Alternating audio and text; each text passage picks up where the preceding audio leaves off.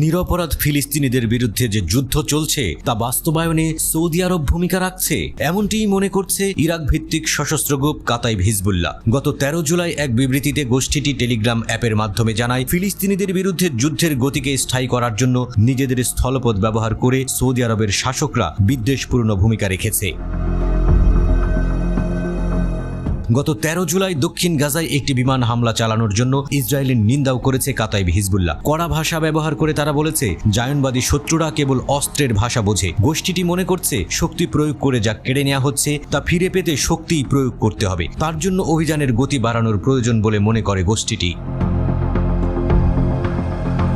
ফিলিস্তিনিদের পক্ষে জোরালো কণ্ঠস্বর এই কাতাইব হিজবুল্লাহর ব্যাপারে যুক্তরাষ্ট্রের দৃষ্টিভঙ্গি চিরচারিত। মার্কিন পররাষ্ট্র দপ্তর 2009 সালেই সংগঠনটিকে একটি বিদেশি সন্ত্রাসী সংগঠন হিসেবে দাবি করে। 2024 সালের জানুয়ারিতে মার্কিন প্রতিরক্ষা বিভাগ বলেছে গোষ্ঠীটি নাকি ইরান সমর্থিত। জর্ডানে একটি হামলার ঘটনায় 3 মার্কিন সেনা সদস্যকে হত্যা এবং 40 জনেরও বেশি আহতের ঘটনায় কাতাইব হিজবুল্লাহকে দায়ী করেছে যুক্তরাষ্ট্র।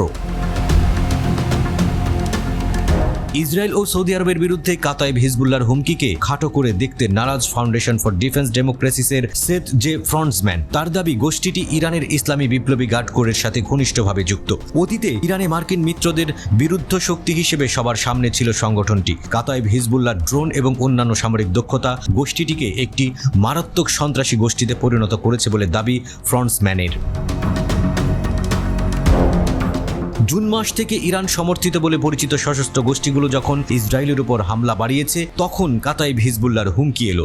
গত 13 জুলাই ইসরায়েলের প্রতিরক্ষা বাহিনী জানিয়েছে তাদের আকাশ প্রতিরক্ষা ব্যবস্থা পূব দিক থেকে আসা 2টি টার্গেট ইন্টারসেপ্ট করেছে, যা থেকে তারা বুঝতে পারে ইরাক ভিত্তিক সশস্ত্র গোষ্ঠী ইসরায়েলকে টার্গেট করছে। গত 8 জুলাই ইয়েমেনের হুথি গোষ্ঠী দাবি করেছে তারা ইরাকের মিলিশিয়াদের সাথে ইসরায়েলকে লক্ষ্য করে একটি যৌথ হামলা চালিয়েছে। হুথি গত 12 জুলাই এক বিবৃতিতে সৌদি আরবের বিদ্বেষমূলক কার্যকলাপের বৈধ প্রতিক্রিয়া শুরুর হুমকিও দিয়েছে। কাতাইব হিজবুল্লাহ এবং হুথি তাদের পৃষ্ঠপোষক ইরানের সাথে সমন্বয় না করে সৌদি আরবের বিরুদ্ধে হুমকি দেবে, বিষয়টি সন্দেহজনক বলে জানিয়েছে এফডিডির লং ওয়ার জার্নালের সিনিয়র বিশ্লেষক জু ট্রুথম্যান। তার বিশ্লেষণ হলো, ইরান যদি আরবের উপর চাপ সৃষ্টি করতে তার প্রক্সিদের ব্যবহার করছে বলে মনে হয়, যা নাকি প্রায়ই ঘটে, তাই তার মতে এসব হুমকি গুরুত্ব সহকারে নেওয়া উচিত।